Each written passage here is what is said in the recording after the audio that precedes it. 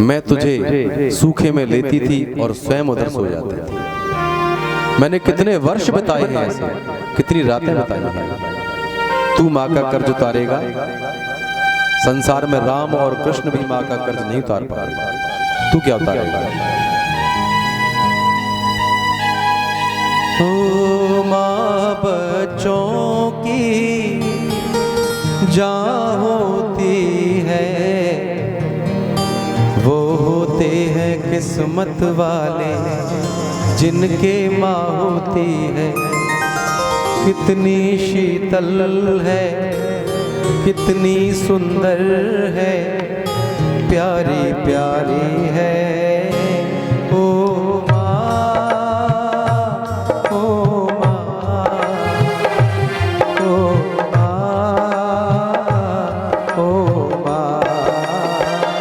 तो कितनी अच्छी है, तो कितनी भोली है, प्यारी प्यारी है ओ माँ।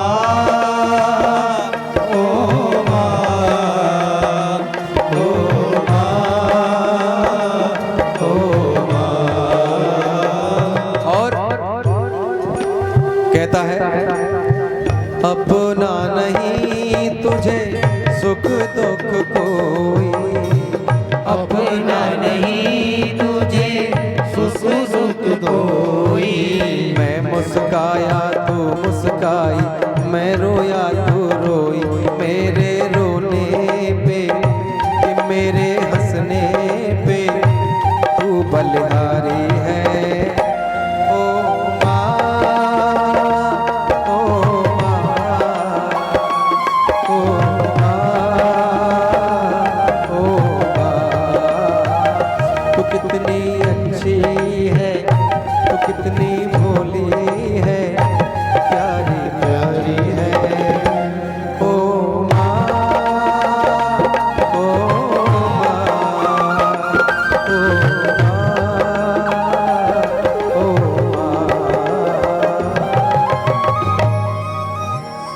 बोली आनंद कंद भगवान की जय।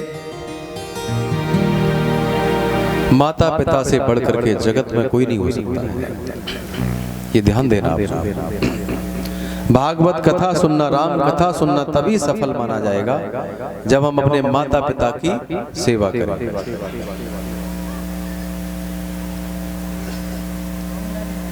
आत्मदेव आत्महत्या का विचार करके नगर से बाहर गए। अब हमें मरना है क्योंकि हमारे कोई संतान नहीं है। सामने से एक महात्मा जी आ रहे थे। आत्मदेव उन संत को देख करके दौड़ने लगे। हाँ हाँ हाँ श्री राधे। हमारे स्वागतकर्ता सुरेंद्र सिंह बघेल जो ररुआ से आए हैं, व्यास जी का स्वागत सम्मान करना चाहते हो। पारिचंद जी महाराज जी का आए और स्वागत सम्मान करें। हमारे मुलायम सिंह पटेल चक वाले। क्या समस्या है, क्या दुख है तुम्हें, क्या बात है? आत्मदेव ने अपना परिचय दिया कि महाराज मेरा नाम आत्मदेव है, मेरी आधी आयु निकल गई लेकिन मुझे संतान की प्राप्ति नहीं हुई। लोग मेरा मुंह देखने से भी बुरा मानते हैं। यदि मुझे संतान नहीं हुई महाराज तो मैं आत्महत्या कर लूंगा। महात्मा जी ने कहा कि अरे आत्मदेव, आत्महत्या करना अच्छी बात नहीं, आत्महत्या भी पाप है। ये प्राण ईश्वर की धरोहर है, जब आवश्यकता होगी तब वो ले लेंगे। आपको आत्महत्या नहीं करना चाहिए। आत्मदेव ने कहा कि महाराज यदि मेरे संतान नहीं हुई तो मैं आत्महत्या ही करूंगा। कई तरीके से समझाया, नहीं माने। अंत में उस महात्मा ने अपनी झोली में से निकाल के एक फल दिया आत्मदेव को और कहा कि जाओ इस फल को अपनी पत्नी को खिला देना, यदि ईश्वर ने चाहा तो निश्चित ही तुम्हें संतान की प्राप्ति हो जाएगी। आत्मदेव उस फल को लेकर के अपने घर आए और वो फल अपने घर आकर के अपनी पत्नी धुंधुली को दे दिया। धुंधुली ने वो फल अपने हाथ में ले लिया, आंगन में बैठी बैठी विचार कर रही है। क्या विचार कर रही है कि देखो हमारे पंडित जी, हमारे ब्राह्मण देवता कितने भोले हैं, इनको किसी महात्मा ने बहका दिया कि फल खाने से तुम्हारी पत्नी को संतान हो जाएगी। बताओ कहीं फल खाने से संतान होती है?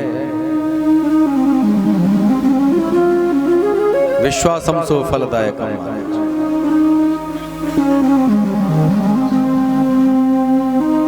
बिना विचारे सो करे, बिना विचारे जो करे सो पाछे पछताए। काम बिगाड़े आपनो जग में होत हंसाए। माना कि विचार के कोई काम करना चाहिए, लेकिन ज्यादा विचार करना भी नहीं चाहिए।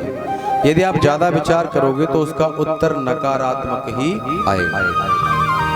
आते तो हर चीज की बुरी है ना।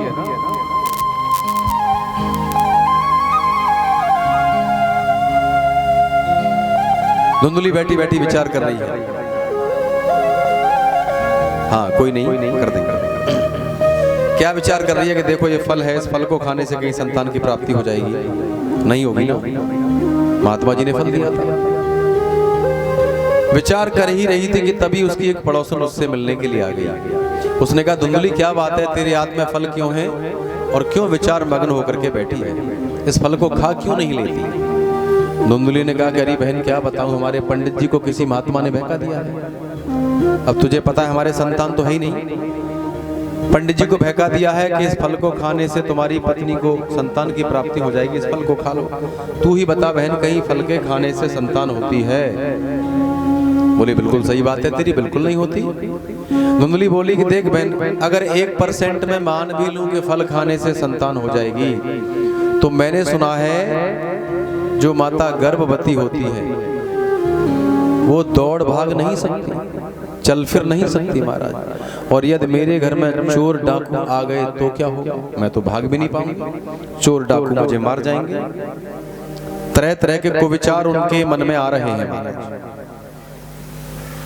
फिर कहती अरे बहन, यदि 1% में मान भी लूं कि इस कष्ट को भी मैं सह लूं, तो मैंने सुना है कि जब माता किसी संतान को जन्म देती है तो उसे बड़ा कष्ट होता है। और माताओं ये सत्य है, बच्चे का तो जन्म होता ही है, लेकिन माँ का भी दूसरा जन्म होता है। संतान को जन्म देने में जो संतान तुमसे कहती है कि तुमने मेरे लिए क्या किया है ना,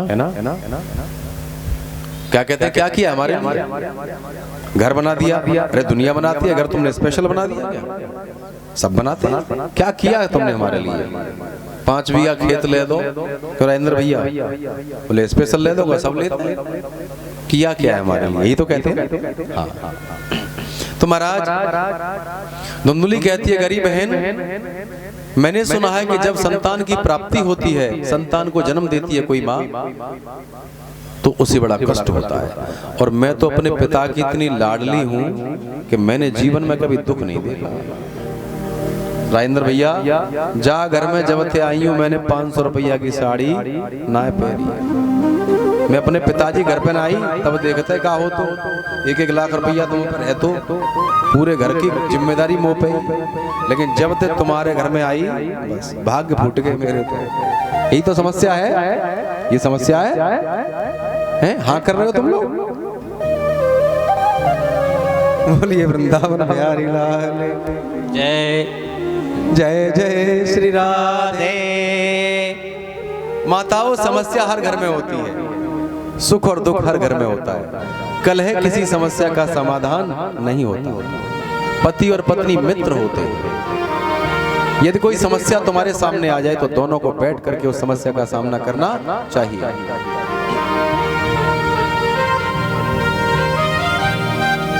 आपके बच्चे आए कि नहीं आए? अकेले ही हो? अरे राम कितनी बुरी बात है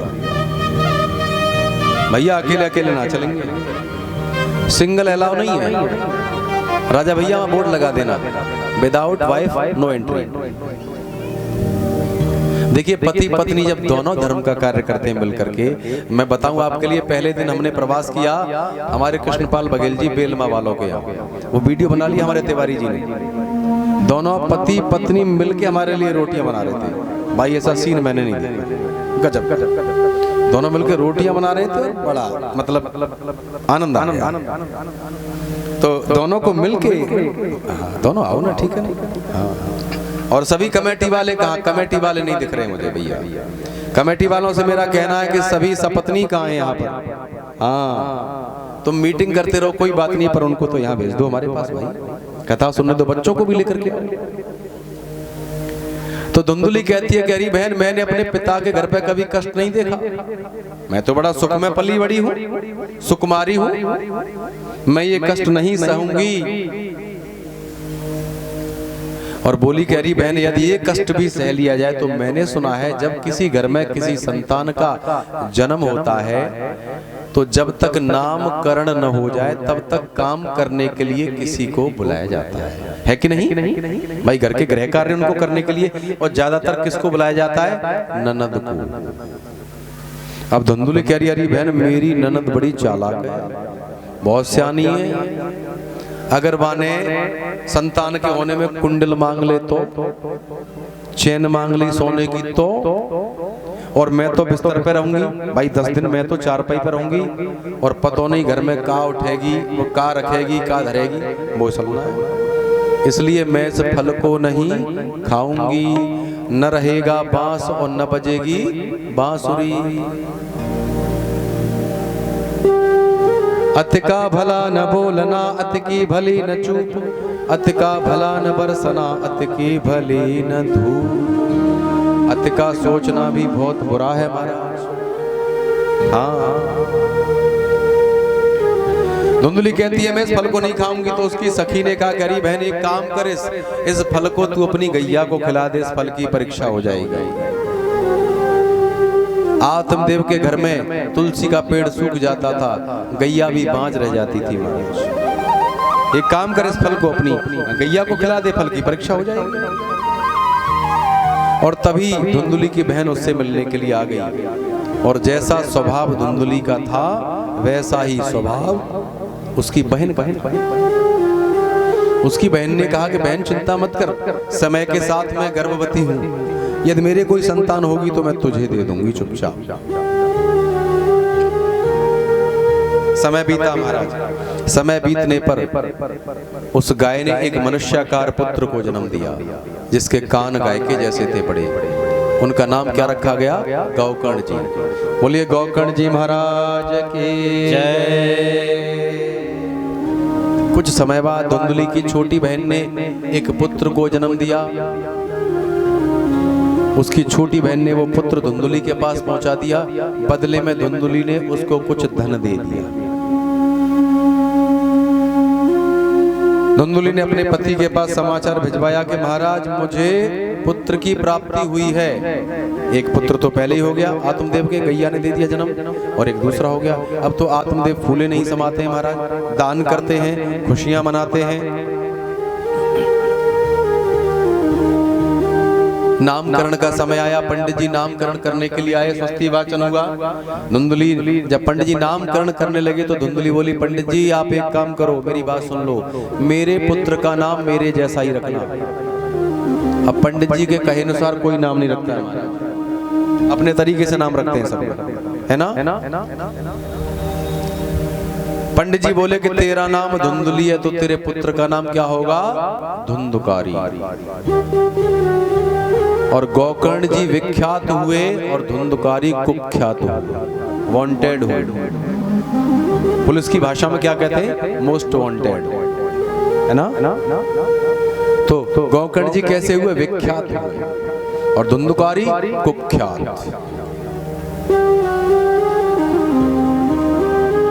गौकर्ण जी जन्म से ही भक्त हैं, विनम्र हैं, सुशील हैं महाराज, लेकिन धुंधुकारी जन्म से ही दुष्ट है। धीरे धीरे एक एक करके उसके अंदर अवगुण आने लगे, मारपीट झगड़ा करता है, गंदी गंदी गालियां देता है। जैसे जैसे बड़ा होता जाता है वैसे वैसे उसके अंदर अवगुण आते जाते हैं महाराज।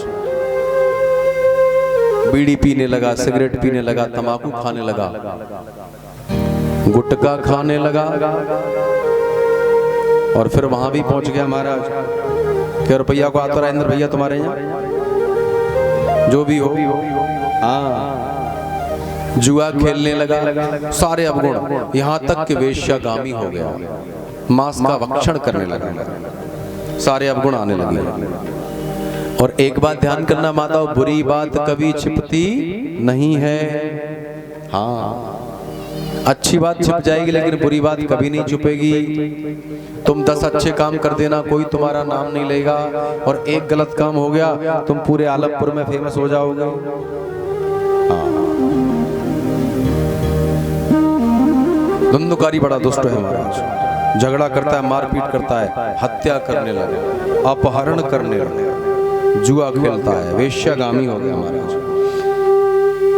अंग्रेजी में कहावत है, money is loss nothing is loss, है ना? जिसका धन खो गया उसका कुछ नहीं खोया। माताओं, money is loss nothing is loss, जिसका धन खोया उसका कुछ नहीं खोया, क्योंकि धन को प्राप्त किया जा सकता है। आगे कहा, health is loss something is loss, जिसका स्वास्थ्य खो गया तो कुछ खो गया। अगर प्रयास करोगे तो स्वास्थ्य भी बन जाएगा, लेकिन but character is loss everything is loss, जिसका चरित्र खो गया उसका सब कुछ खो गया।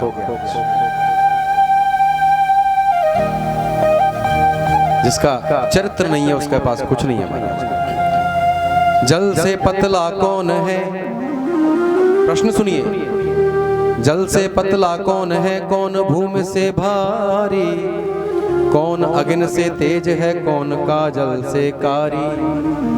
माताओं की तरफ से आवाज आनी चाहिए। आप हमारे जो बुजुर्ग बैठे और जो भाई बंधु वो शांत रहेंगे। बताइए, जल से पतला कौन है, कौन भूमि से भारी, कौन अग्नि से तेज है, कौन काजल से कारी। जल से पतला कौन है बताओ? जल से पतला ज्ञान है, जल से पतला ज्ञान है, और पाप भूमि से भारी है कि नहीं? क्रोध अग्नि से तेज है, कलंक काजल से कारी। लागा चुनरी में दाग छुड़ाऊं कैसे, छुड़ाऊं कैसे, घर जाऊं कैसे। तो चरित्रवान बने। भागवत कहती है कि हम चरित्रवान बने। जो युवक हैं वो ब्रह्मचारी बने, सदाचारी बने, चरित्रवान बने, बलवान बने। जिसके पास चरित्र नहीं है उसके पास कुछ भी नहीं है। हमारा ध्यान, लाखों करोड़ों अरबों कमा लेना, लेकिन कैरेक्टर नहीं है तो कुछ भी नहीं है तुम्हारे पास। शीशे के सामने जब खड़े होकर अपना प्रतिबिंब देखोगे तो पता चलेगा।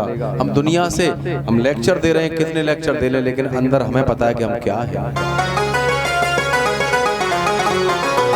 जीवन ऐसा हो शीशे की तरह साफ हो, कोई उंगली नहीं उठा सकता। धुंधुकारी ने वेश्याओं के संपर्क में जाकर के ब्रह्म तेज को नष्ट कर डाला महाराज।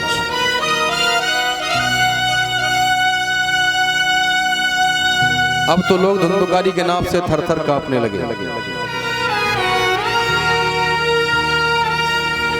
हत्या करता है, माता पिता को गालियां देता है, घर को नरक बना दिया। गौकर्ण जी तीर्थों में निकल गए तीर्थ करने के लिए। जिस घर में रोज कलह होती हो वो घर कैसा होता है? वो नरक होता है। जिस घर में रोज कलह होती हो माताओं, वो कैसा घर होता है? नरक होता है। और जिस घर में लोग चाहे चटनी से रोटी खाएं लेकिन प्रेम से रहते हो, वो स्वर्ग होता है। और जहाँ कलह होती हो, कितना ही पैसे वाला क्यों ना हो, नरक होता है।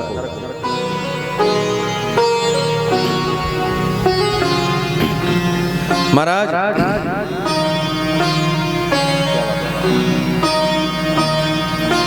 धुंधुकारी ने घर को नरक बना दिया। एक दिन शाम के समय शराब पी करके आया, माँ को गालियां देने लगा धुंधुली को। कहा कि मुझे धन निकाल के दे दे, नहीं देगी निकाल के तो मैं तुझे जान से मार दूंगा। धुंधुली बूढ़ी हो गई थी, जानती थी कि दुष्ट ऐसा ही कर देगा। कहा कि बेटा सुबह मैं तुझे धन दे दूंगी, चिंता मत कर, मैंने छिपा के रख दिया है। रात्रि हो गई, धुंधुली ने सोचा कि ये इतना दुष्ट है, ये मुझे जान से मार देगा, और इसके हाथों से मरने से बढ़िया है कि मैं आत्महत्या कर लूंगा। धुंधुली ने कुएं में कूद करके आत्महत्या कर लेगा। पिता आत्मदेव गौकर्ण के प्रवचन के अनुसार वन को चले गए महाराज तप करने के लिए। अब धुंधुकारी घर में रह गया, 5-5 वेश्याओं को घर में लाकर रख लिया। एक दिन सभी वेश्याओं ने सोचा कि धुंधुकारी हमारा पालन करने के लिए तरह तरह के पाप करता है, कुकर्म करता है, यदि राजा को पता चल गया तो इसके साथ साथ हमें भी मरवा देगा। तो वेश्याओं ने धुंधुकारी से छुटकारा पाने के लिए क्या काम किया? क्या काम किया पता है? एक दिन धुंधुकारी शराब पी करके आया घर में रात्रि के समय, चारपाई पर गिर पड़ा और गिरे हुए धुंधुकारी को चारपाई सहित बांध लिया और बांध करके उसके ऊपर जलती हुई लकड़ियां डाल दी। तो तड़प तड़प करके धुंधुकारी का प्राणांत हुआ महाराज, और मरने के बाद बन गया धुंधुकारी प्रेत, भूत बन गया। भूत देखा है तुमने? भूत बन गया। वो आपके यहाँ होता है कुछ वैसे जो कोई किसी पर देवता आता है? क्यों राजेंद्र भैया? भूत बन गया। कौन बन गया? धुंधुकारी मरने के। गौकर्ण जी को पता चला, उन्होंने गया में जाकर के पिंडदान कर दिया मरने के बाद। किसका पिंडदान किया? धुंधुकारी का। एक बार अपने नगर में लौट के आए, रात्रि में अपने घर में रुके, तो धुंधुकारी तरह तरह का भेष बना करके उनको डराता है, कभी भैंसा, कभी मुर्गा, कभी बकरा बन जाता है। गौकर्ण जी ने कहा कि भाई तू कौन है, मुझे बता। वायु रूप में है, बोल नहीं सकता है। गौकर्ण जी ने कमंडल में से जल छिड़का, थोड़ी शक्ति प्राप्त हुई। कहा उसने कि महाराज मैं तुम्हारा छोटा भाई धुंधुकारी, मुझे प्रेत योनि की प्राप्ति हुई है, मुझे शांति नहीं है। गौकर्ण जी बोले कि भैया मैंने तो तेरे गया में जाकर के पिंड दान कर दिए। बोले एक नहीं 1000 पिंड दान कर देना, मुझे मुक्ति नहीं मिलेगी, क्योंकि मैंने जीवन में पाप ही इतने किए, मैं बड़ा पापी हूं।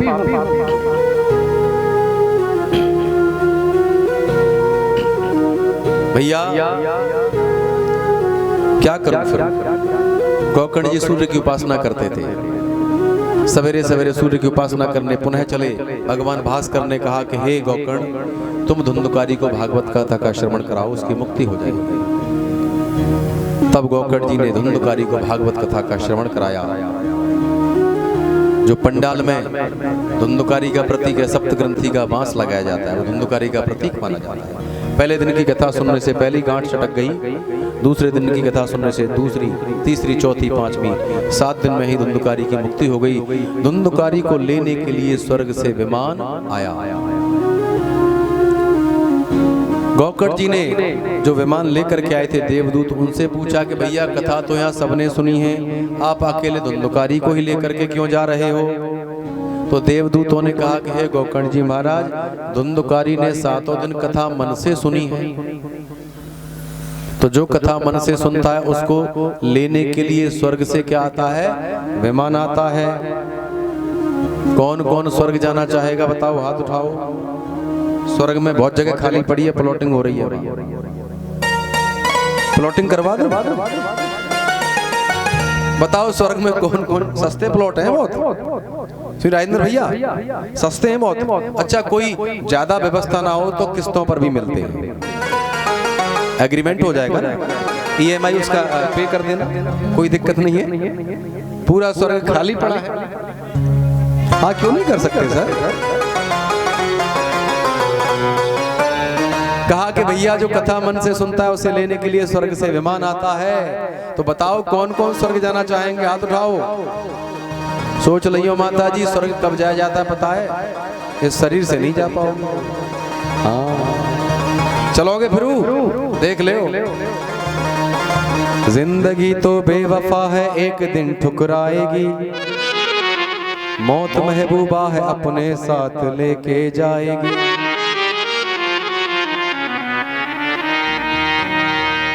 अगली बार पुनः गौकर्ण जी ने सभी भक्तों के लिए कथा सुनाई, सभी ने मन से कथा सुनी और सभी को लेने के लिए स्वर्ग से विमान आया। बोले वृंदावन बिहारी लाल की जय।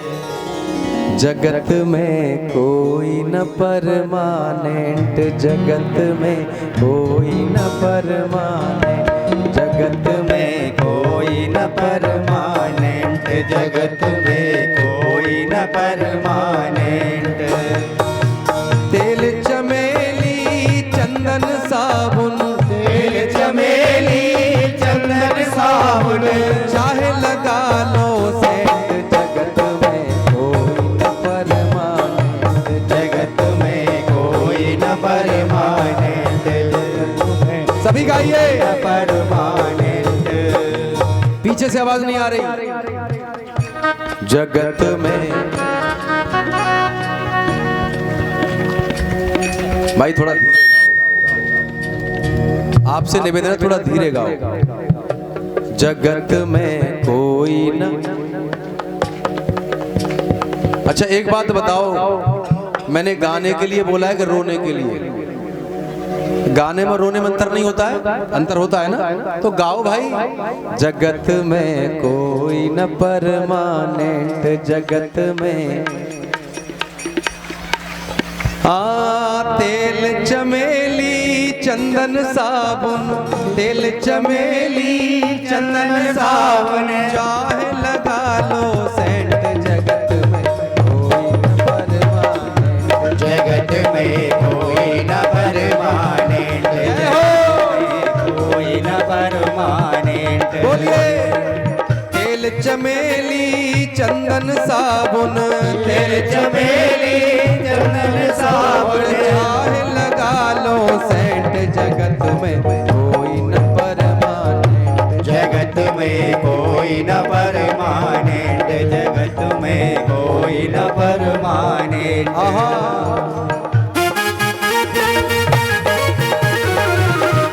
जय श्री राधे।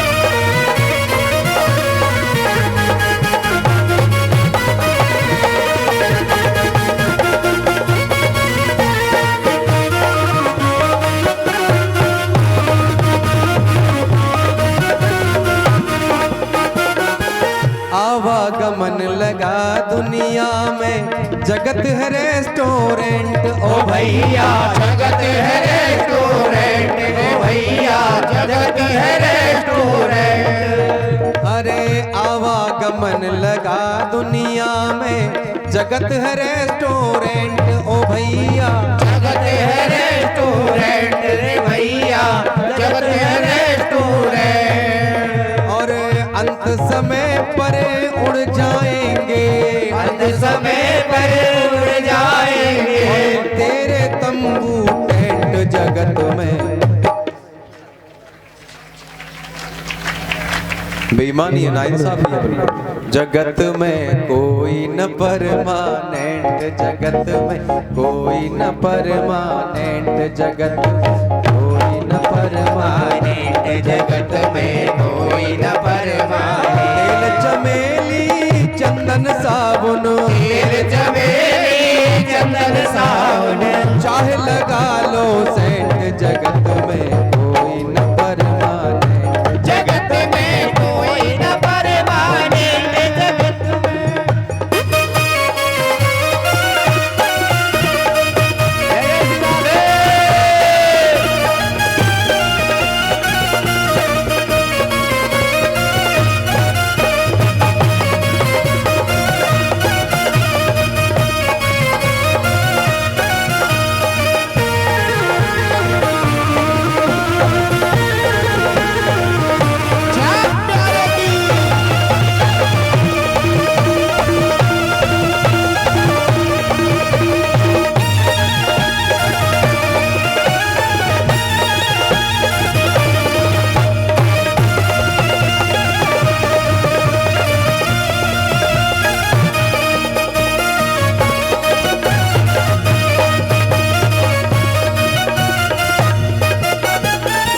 राष्ट्रपति या कर्नल जनरल या हो लेफ्टिनेंट। ओ भैया या हो लेफ्टिनेंट।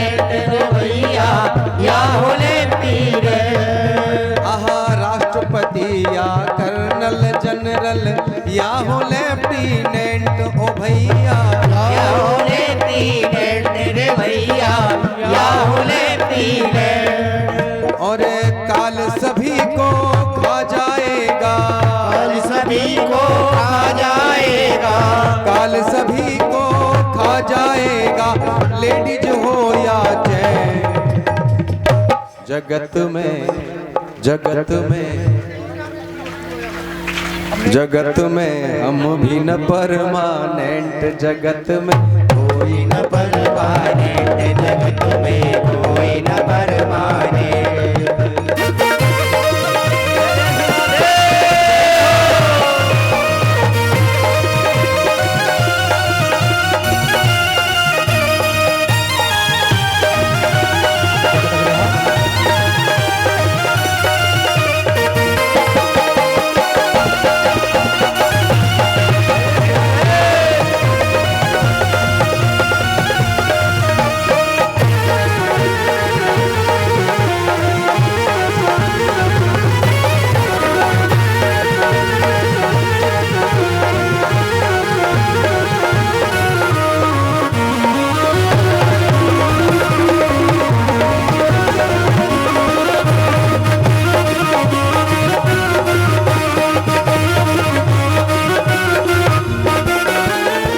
हरिद्वार चाहे मथुरा काशी, घूमो दिल्ली कैंट ओ भैया, घूमो दिल्ली कैंट भैया, घूमो दिल्ली कैंट। अरे हरिद्वार चाहे मथुरा काशी, घूमो दिल्ली कैंट ओ भैया, घूमो दिल्ली कैंट रे भैया, घूमो दिल्ली कैंट। कैसे? मन में नाम हरि को राखो,